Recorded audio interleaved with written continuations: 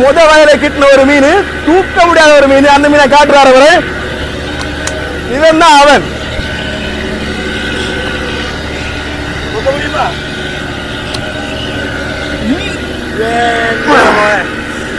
சரியான வெயிட். எத்தனை கிலோ இருக்கும் அப்படின்னு கமெண்ட் பண்ணுங்க.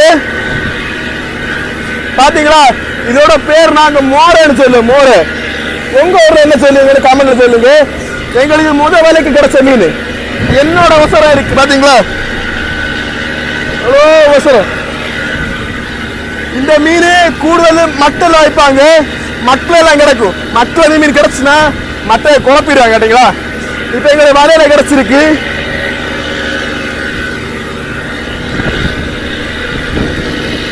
என்னால தூக்கி நிக்க முடியல. காலை சாப்பிடவும் இல்லை, தூக்கி நிக்க விட முடியல.